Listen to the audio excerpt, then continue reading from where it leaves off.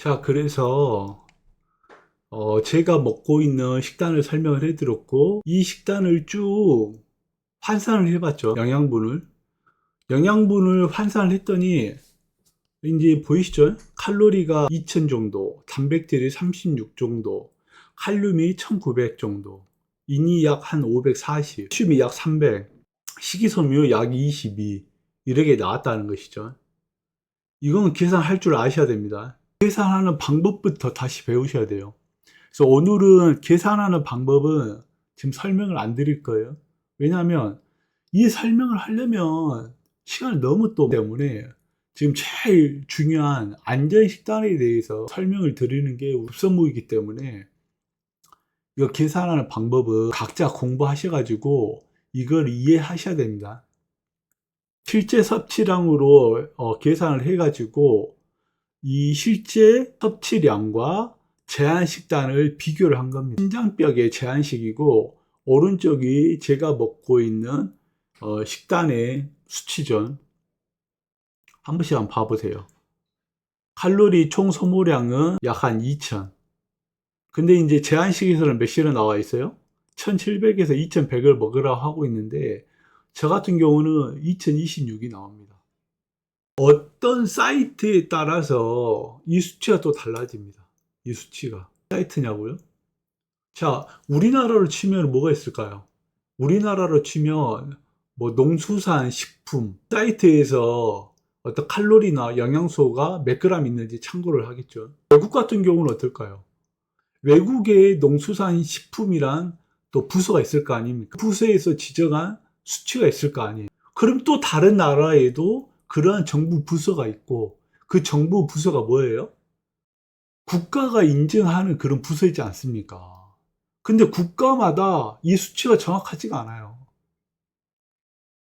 이해가 되십니까? 이게 제가 먹는 그람수는 동일하는데 이 동일한 그람수를 우리나라 수치랑 우리나라 수치를 넣어서 계산하는 것과 일본 나라의 수치를 계산하는 것과 미국 나라의 수치를 참고하여 나오지 않는다는 거죠. 오차가 발생한다는 겁니다. 그래서 중요한 건 뭐다?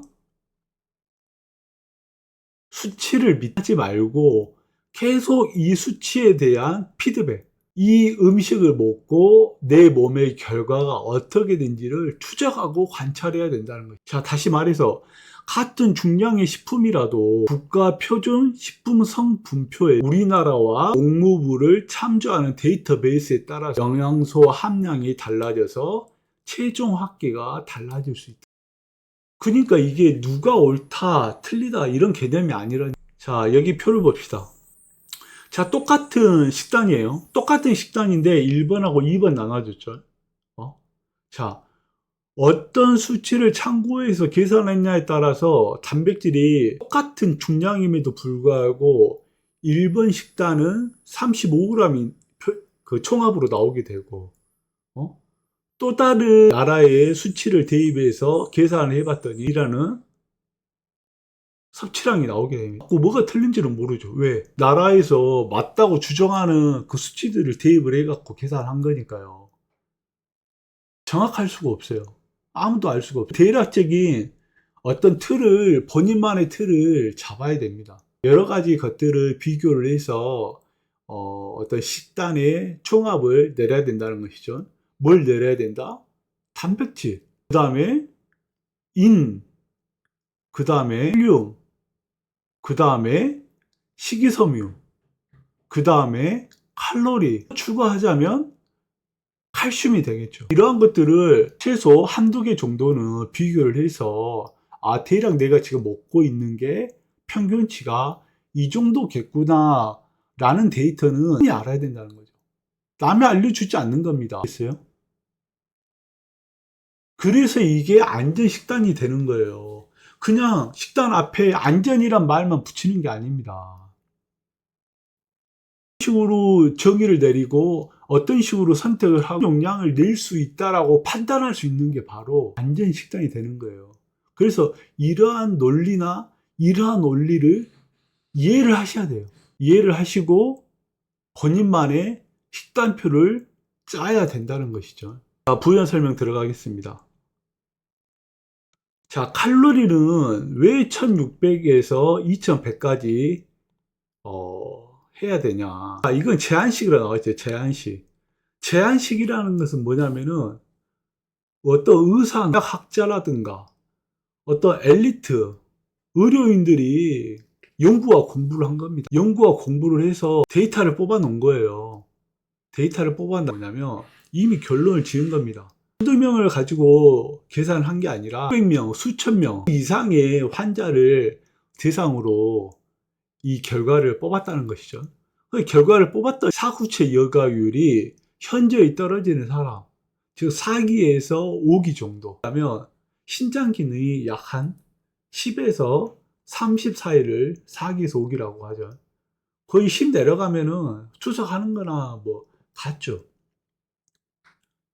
투석하는 사람의 식단과 투석하지 않는 사람의 식단은 다르니까 10% 아래는 별개를 치고, 이 제한식을 해야 되는 사람의 어떤 그런 것들, 4기에서 신장병의 사구체 여과율이 약 10에서 30% 남은 사람들이 이 기준으로 먹어야 된다라고 현대의학에서 이제 말하고 있는 거죠.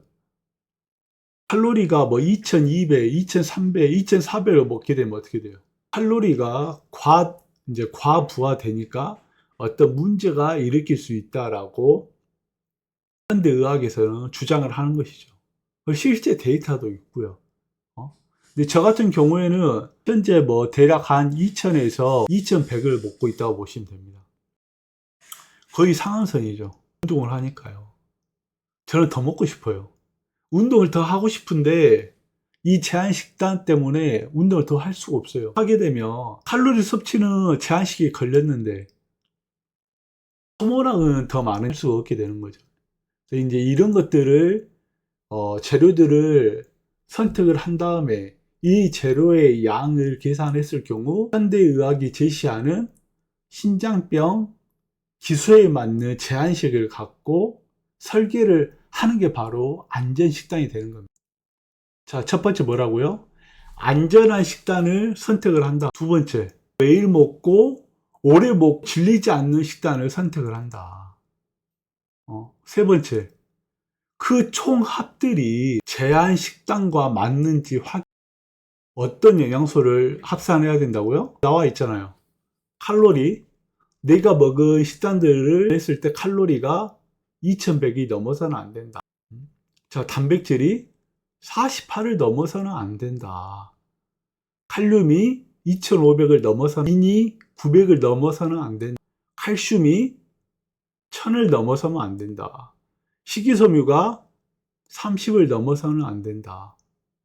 이게 공식이라는 거죠. 이게 공식. 넘게 되는 순간 어떻게 돼요?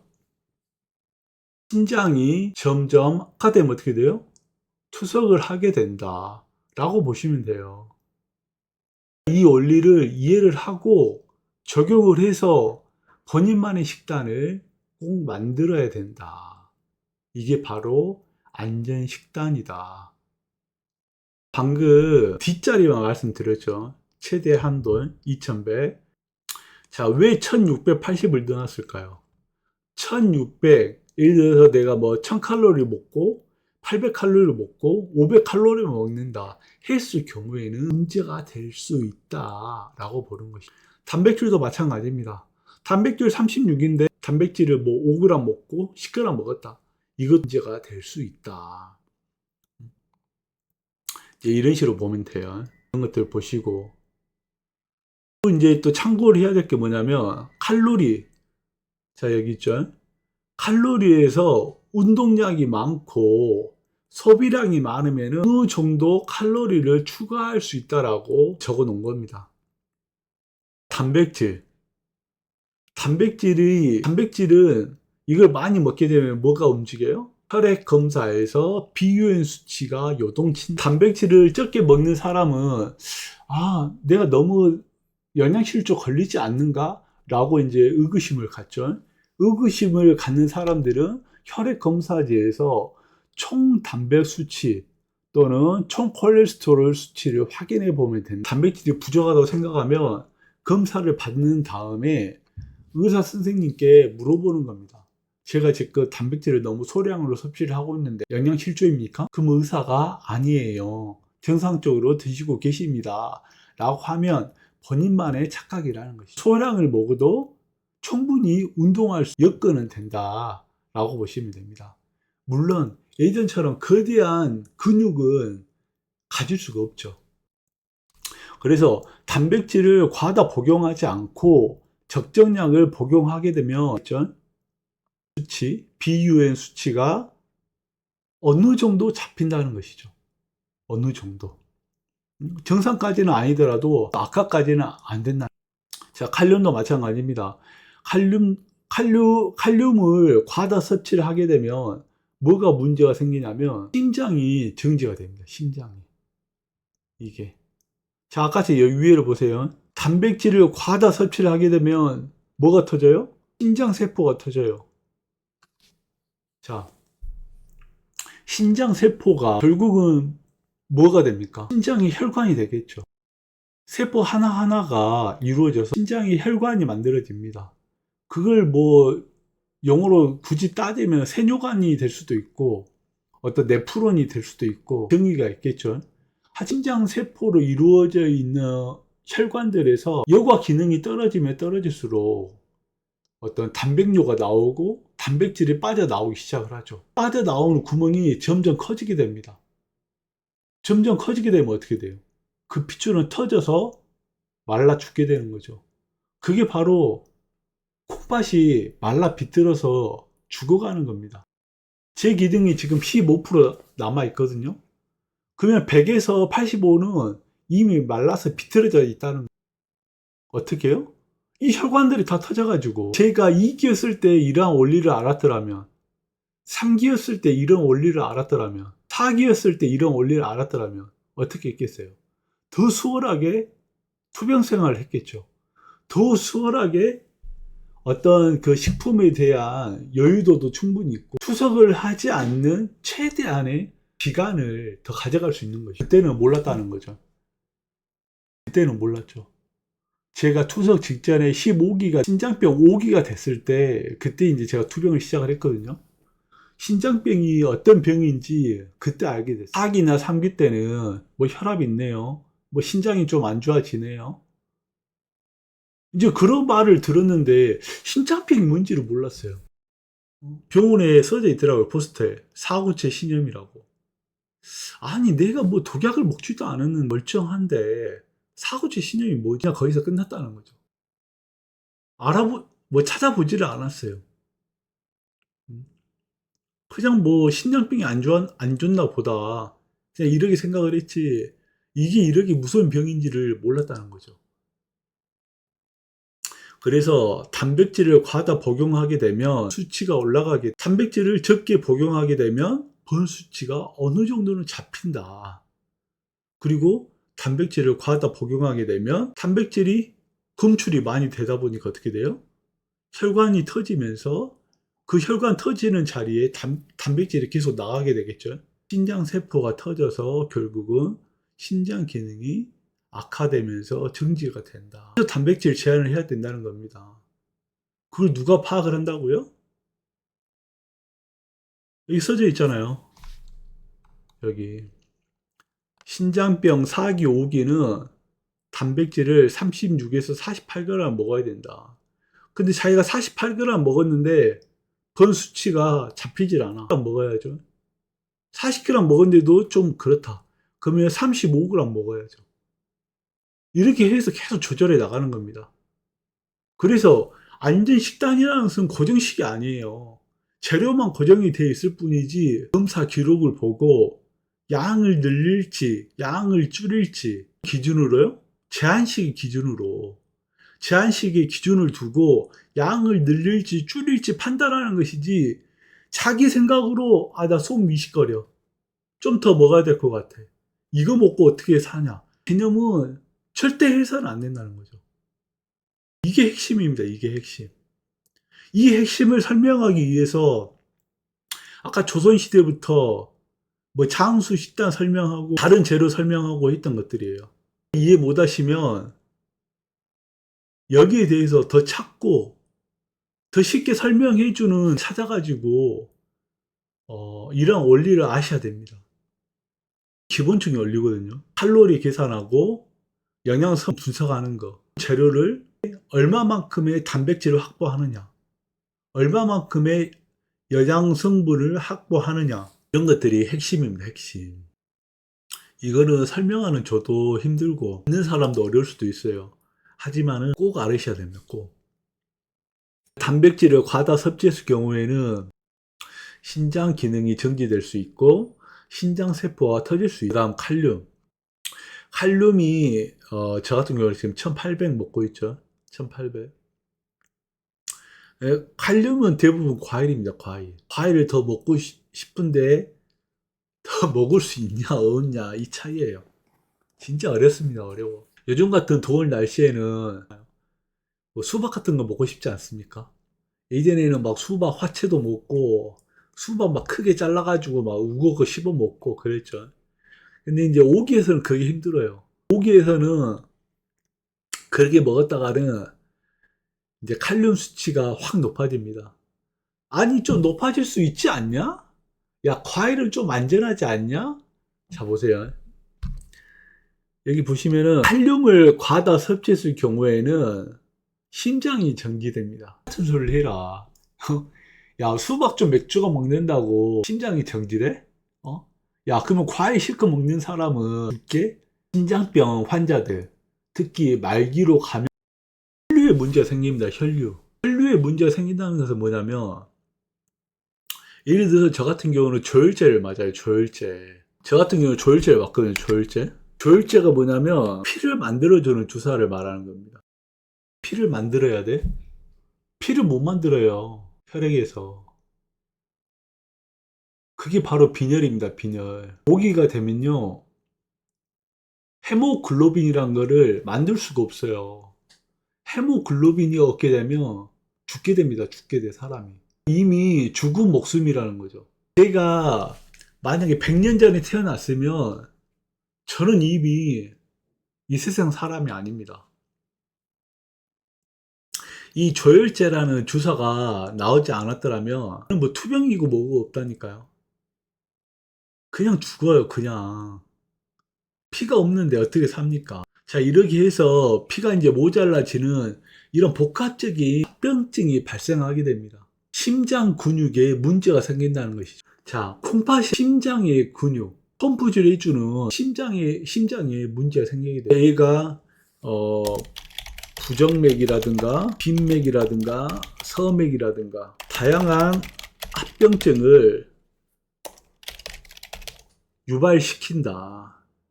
그래서 칼륨을 과다 복용하게 되면 수치가 올라가면 올라갈수록 어느 순간에 혈관이 됐든 심장이 됐든 문제가 생겨서 심장의 기능이 저하되는 게 아니라 중지가 된다. 그래서 급사하게 된다라는 걸 의미합니다. 그래서 이게 그냥 쉽게 과일 뭐 한 조각 두 조각 한 조각 두 조각이 10조각 돼. 10조각이 꾸준히 지속이 되면 심장에 문제가 생깁니다. 당연히 제한식을 걸어야 된다 라고 설명드리고 있는 거예요. 자, 인은 뭘 의미하냐? 인 수치가 높아지게 되면 혈관이 문제가 생깁니다. 혈관이 문제가 생기게 되고 부갑상선 항진증을 유발해서 심혈관 질환과 골격계 합병증을 생각하게 됩니다. 혈관이 안 좋아진다는 뜻이에요. 인이 높게 되면. 그러니까 이제 그 투석을 심장병이 만성으로 진행됐을 경우 합병증으로 사망하는 확률이 기하급수적으로 는다는 뉴스를 많이 보셨잖아요. 바로 이겁니다. 들이 문제가 생기니 혈관이 문제가 되고 혈관에 문제가 생기니까 심장까지도 같이 문제가 생기고 이로 인해서 이제 제2차 합병증이 생겨나는 것이죠. 자, 그래서 높게 섭취하게 되면 심혈관 질환과 뼈에 문제가 생긴다라고 생각하시겠습니다. 됩니다.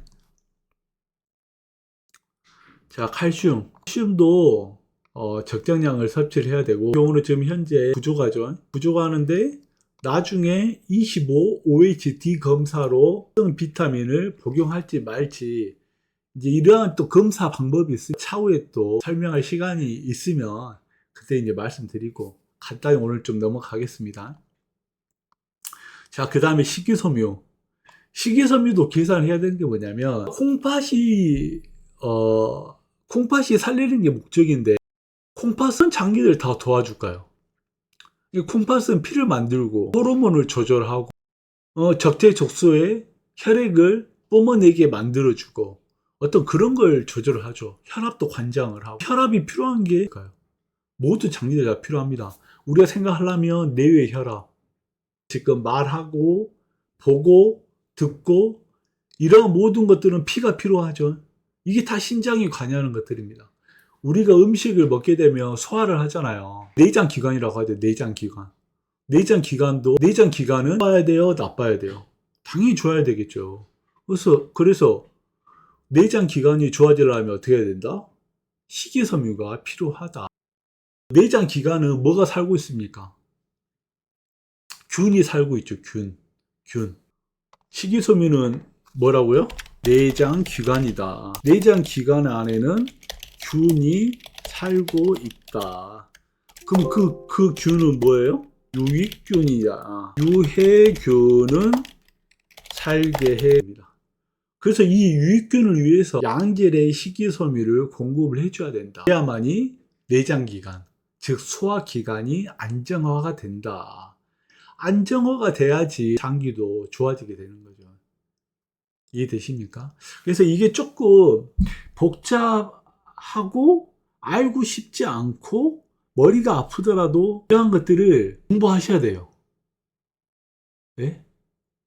그러니까 제가 설명해서 듣는다는 게 아니고, 신장병을 투병한다는 것은 이러한 원리를 일일이 공부를 하고 이해를 해야만 제가 주장하는 안전식단이 뭔지 정확하게 이해를 할 수 있으며, 어떤 식으로 본인만의 안전식단을 완벽하게 짤 수 있는가가 성립이 된다는 것이죠. 이 안전식단을 완벽히 가깝게 짜기 시작하게 되면 이론적으로는 100%가 신장을 좋아지게 만든다는 것이죠. 이 안전식단이. 그러니까 임상적으로 100%가 좋아진다는 뜻이 아닙니다. 이론적으로 100% 무조건 좋아질 수 있는 확률이 성립된다는 것이죠. 이렇듯 우리가 이제 그 안전식단을 짜가지고 총합을 냈어요. 총합을 수치는 우리나라 어떤 사이트에 참고하느냐에 따라서 오차가 있다. 오차를 정확하게 믿지 말고, 맹신하지 말고 대략적인 수치를 계산을 해서 추적하고 관찰해야 된다. 원래는 중량의 식품이라도 국가 표준 식품 성분표에 따라서, 데이터베이스에 따라서 영양소 함량이 달라져 최종 합계가 달라질 수 있다. 인지를 하고 있어야 된다. 예상 수치와 검사 수치와 비교해서 식단을 조절해야 된다라고. 이게 이해를 안 되시더라도 일단은 설명을 이어나갈게요. 이해를 안 되면은 조금 더 공부를 하셔야 되고, 제가 따로 어떻게 좀 더 쉽게 쪼개가 설명을 해드릴 수 있을지 없을지는 모르겠는데, 아무튼 이건 굉장히 중요한 겁니다. 자, 여기까지 이해를 하고 실행을 했다면은 한 달에 한 번씩은 검사를 하셔야 됩니다. 한 달에 한 번. 제 의사 선생님은 6개월에 한 번 오라 그랬는데요. 제 의사 선생님은 3개월에 한 번 오라고 했는데요. 6개월에 한 번 가도 되고 3개월에 한 번 가도 됩니다. 생각을 해보세요. 식단을 짰어요. 안전식단을 짰는데 이거를 한 달 내내 똑같은 음식을 먹게 돼요. 자, 한 달 내내 똑같은 음식을 먹었는데 6개월 뒤에 가서 검사하는 것과 한 달 뒤에 한 달 주기로 검사하는 게 얼마나 큰 차이가 날까요? 저는 그랬어요. 저는 한 달마다 가서 검사를 했어요. 운동을 좀 더 많이, 칼로리를 좀 더 늘릴 것이고, 이 재료를 추가해서 어떤 결과가 나올지 몰라. 한 달 동안 똑같이 먹어보고, 아, 이거 좀 아닌 것 같은데? 수치가 조금 안 좋아졌는데? 그러면 용량을 줄여야 되잖아요. 그럼 그 기준이 6개월에 한 번씩 갔을 때 정확할까요? 한 달에 한 번씩 갔을 때 정확할까요? 말이 쉽지. 이건 꼭 하셔야 됩니다. 한 달에 한 번씩 섭취한 것과 검사 결과를 보고 내가 어떻게 용량을 조절할 것이냐. 이 재료는 나랑 맞지 않은 것 같아. 다른 재료를 넣어볼까? 그러면 하나씩 또는 2개씩 추가해서 한 달 동안 모자란지 안 한지, 내 수치가 더 나빠지는지 좋아지는지, 아니면 그대로 정체되어 있는지, 이걸 판단하는 겁니다. 그죠? 한 달에 한 번씩. 그래야지 내가 어떤 재료가 내 몸에 안전한지를 알게 되겠죠. 그게 바로 안전식단이라니까요. 그게. 그러니까 안전식단은 제가 표본만 보여드릴 뿐이지, 안전식단은 다 다를 수 있다는 것이죠. 근데 그게 모르면은 제가 먹는 거를 일단 따라 괜찮을 것 같다라고 말씀드리는 거죠. 하루에 한 번 검사는 신장 기능의 음이나 인이나 칼슘 등 영양 상태, 수치라든가 크레아티닌, 알부민 등의 변동을 조기에 파악해 약물 보충제 용량을 즉각적으로 최적화하기 위함이다. 보충제는 운동할 때 먹는 보충제가 아닙니다. 신장 의사가 추천하는 어떤 그런 것만 드셔야 돼요. 이게 바로 안전식단의 최종 목표이고 표본이 되는 것입니다. 오늘 제가 강의를 조금 이렇게 나눠서 설명해 드려야 되는데, 지금 저한테 문의가 너무 많이 들어와요. 자기 투석하기 싫은데 이거 가르쳐 주세요, 저거 가르쳐 주세요. 근데 제가 일일이 그 사람들을 코칭을 해 드릴 수가 없습니다. 제가 코칭을 해 드릴 수가 없는 반면에 이러한 것들을 빨리 알려드려야 되겠다라는 마음으로 이 강의를 찍고 있거든요. 그래서 좀 두서가 없을 수도 있고 제 설명이 좀 어려울 수도 있고 그렇습니다. 하지만은 좀 어려우시다면은 검색도 해보시고 책도 찾아보시면서, 아, 저 사람이 말하는 게 어떤 의미인지를 분명 파악을 하셔야 됩니다. 그래야만이 투석을 하지 않고 투병을 이어나갈 수 있는 안전식단을 만들 수가 있는 것입니다. 그래서 한 달에 한 번 검사를 해야만이 즉각적으로 이 안전식단을 최적화하기 위함이다. 이게 바로 안전식단의 최종 목표이고 표본이 되는 것입니다. 안전식단은 한 달 만에 생기는 게 아닙니다. 먼저 기준을 세우고 한 달 동안 섭취를 해보고 2달째도 문제가 없다, 3달째도 좋아진다, 신장 기능이. 그럼 조금씩 용량도 조절해 가시면서 재료의 선택도 조금씩 늘려가면서 조절해 나가는 것이죠. 예를 들어 저 같은 경우에는 이제 식단을 이렇게 설명해 드렸지만은 주말 같은 경우에는 좀 특식을 먹습니다. 특식이 거창한 게 아니에요. 뭐 삼계탕, 돈가스, 김치찌개 이런 게 아닙니다. 제 특식은 주말 같은 경우에는 추장 대신 물에 씻은 김치라든가 덜 된 잡채라든가, 때로는 방해되지 않는 만두를 직접 빚어가지고 시판용 말고요, 가공품 말고 직접 만들어서 먹기도 합니다. 저한테 특식이 되는 거죠. 왜? 안전식단으로 내가 충분히 검사를 받았을 때 신장 기능이 더 이상 떨어지지 않고 유지 또는 좋아진다면 어느 정도의 여유가 생긴다는 것이죠. 그 여유가 생기는 선에서 조금씩 다른 이제 음식을 추가할 수 있는 여력이 생기는 거죠. 안전식단의 정의는. 차후에 또 설명해 드리겠지만은 지금 4기나 5기는 이런 여유 부를 때 아닙니다. 안전식단을 하게 되면은 3개월에서 6개월을 꾸준히 하셔야 돼요. 꾸준히. 꼭 들으세요.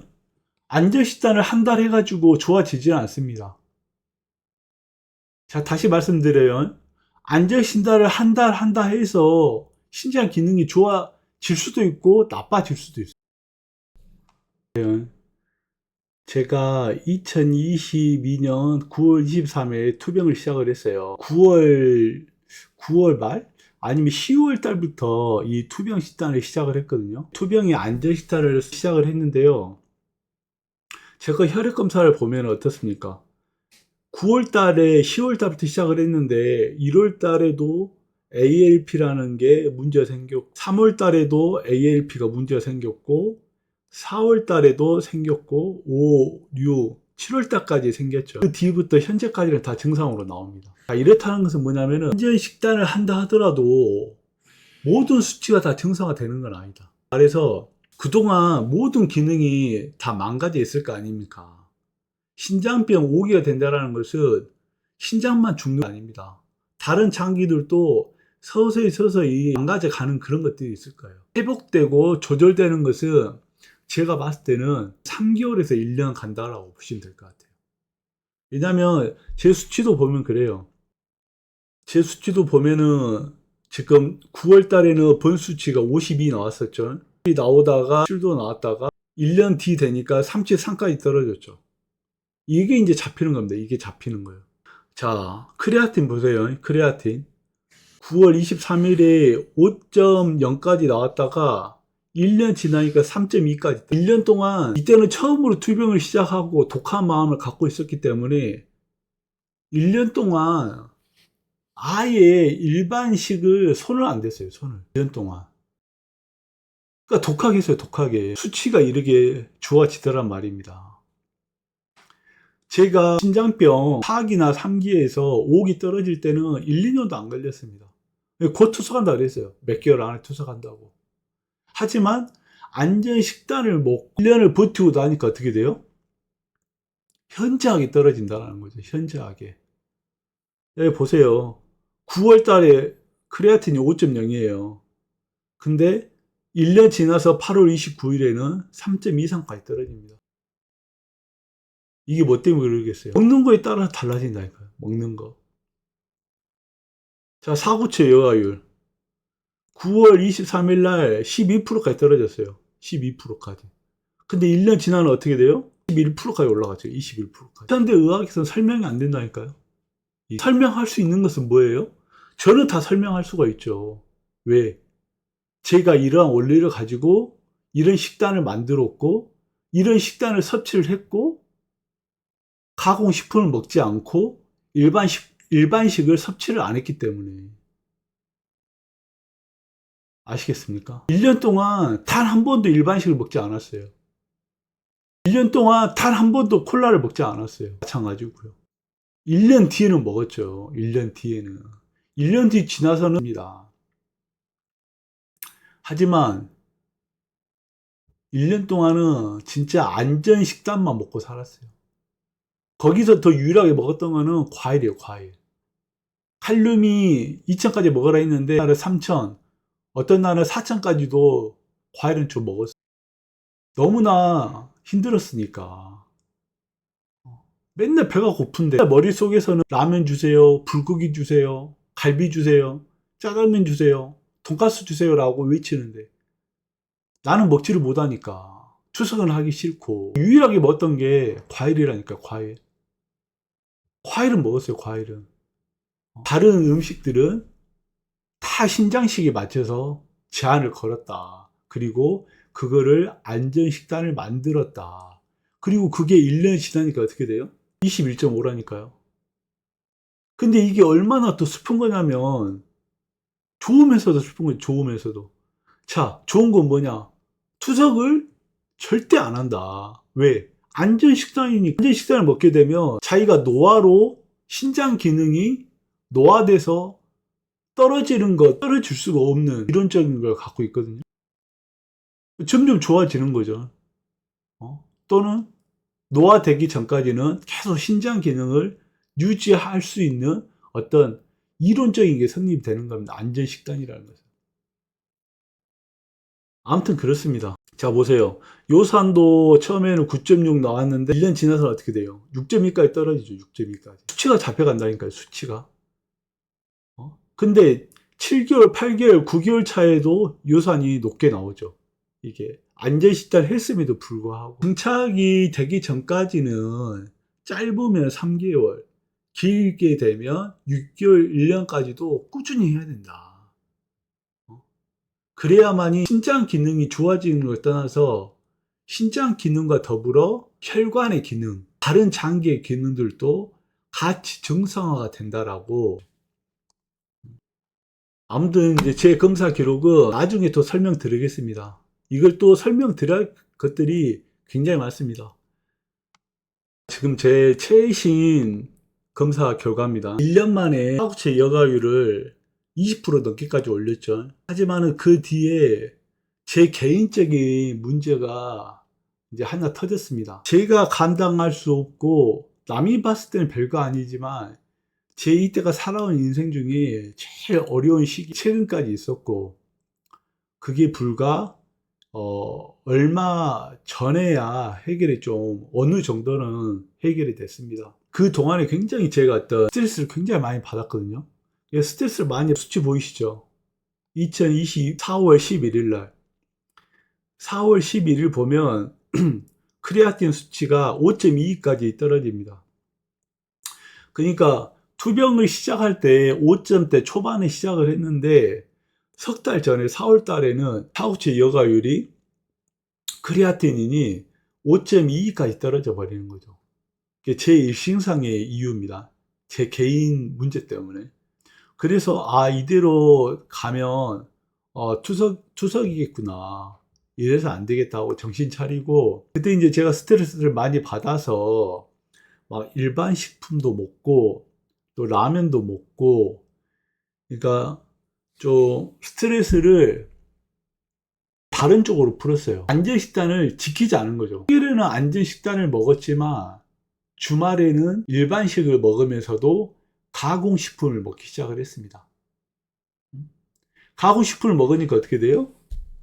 이게 약 한 1년 6개월 동안을 그 스트레스 시달려가지고 했더니 꾸준히 내려가죠. 3.93에서 7월 달에 3.93에서 3.9, 4.89, 4.52, 3.58, 4., 4., 4.4. 4월 11일 날 검사 결과를 받고 이제 좀 정신 차려야 되겠다. 스트레스라든가 문제점에서 그 뿌리를 해결을 하고 투병을 해야 되겠다라고 생각한 게 4월 달입니다. 4월 달. 4월 달에 프로 안전식단을 다시 했죠. 100%입니다. 100%. 주말이 됐던 뭐 특정 공휴일이 됐던 어떤 특정 날이 외부 음식이라든가 일반식을 먹지 않고 내가 주장하고 안전식단을 다시 섭취를 하기 시작합니다. 실행을 한다는 것이죠. 시작하니까 어떻게 돼요? 그 다음 달에 5.22에서 4.63으로 실행을 했더니 4.63에서 4.1로 현재 떨어집니다. 다음 달은 또 어떨까요? 더 좋아질 수 있는 확률이 생긴다는 것이죠.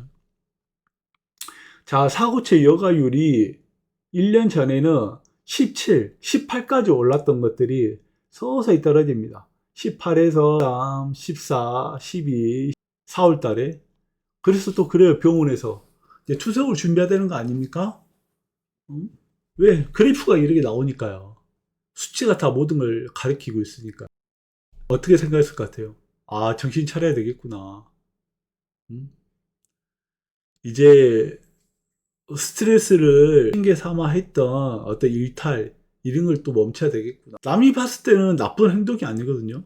가끔 돈가스 먹고, 가끔 라면 한 그릇 먹고, 가끔 김치찌개 하나 먹고, 이런 게 나쁜 행동입니까? 투병하는 사람들한테는 나쁜 행동이라는 것이죠. 그것도 특히 5기 환자들은 말입니다. 제가 말하는 4대 원칙이 뭡니까? 식단, 안전혈압, 안전운동, 마지막에 바로 안전생각이 있는 겁니다. 안전생각은 뭐냐? 멘탈을 뜻하는 걸 멘탈. 멘탈을 어느 식으로 구성을 할 것인가? 멘탈을 어느 식으로 성립을 할 것인가에 따라서 이 투병을 지속적으로 할 수 있냐, 없냐? 이 식단을 만들어도 이 식단을 1년만 할 것이냐, 2년, 3년까지도 지속할 수 있는 뿌리가 될 수 있냐, 근간이 될 수 있냐, 바로 안전 생각이 되는 것입니다. 저 같은 경우에는 약 석 달 전, 4월 달에 이제 그 사고치 여가율이 11까지 떨어지면서 스스로 판단을 내린 거죠. 다시 투병을 해야 되겠구나. 다시 안전 식단을 실행을 해야 되겠구나. 그것도 어떻게? 100%. 그것도 어떻게? 이제는 안전 식단과 안전 운동과 이런 것들도 중요하지만 생각, 즉 멘탈을 어떻게 잡고 나갈 것이냐. 이게 굉장히 중요하구나. 라는 것을 느꼈으며 이거를 또 정립하기 시작하게 됩니다. 그래서 그 뒤부터 다시 안전식단을 석 달 전부터 하기 시작을 했고 수치는 그대로 나오게 되는 거죠. 점점 좋아지죠, 수치가.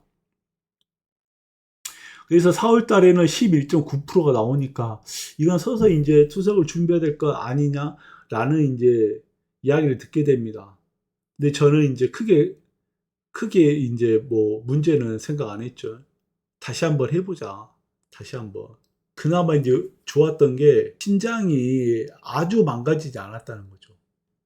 안전 식단을 하면서 그나마 주말만 일반식을 섭취했던 게 그나마 저는 다행이라고 봅니다.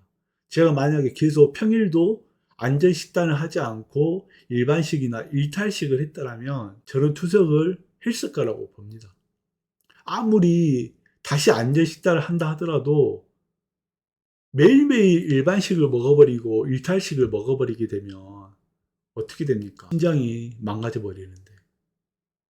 다행히도 저 같은 경우에는 조금씩 일탈을 했던 그나마 유효가 했던 100% 안전 식단을 돌리자마자 수치가 호전되기 시작합니다. 다음 달은 제가 봤을 때는 여기서 유지 또는 좋아질 거라고 예상을 하고 있습니다. 이 제가 수치를 공개하는 것은 뭐냐면은 안전 식단이 아무리 완벽하다 하더라도 처음 시작하시는 분들은 효과를 보기 위해서는 최소 1년을 해야 된다. 빠르게는 한 달, 두 달, 석 달 만에 효과가 나올 수도 있지만 효과가 나오지 않는다 하더라도 모든 장기들이나 심장, 혈관들 그 전에 그 심장이라든가 혈관들이 정상화 됐겠습니까?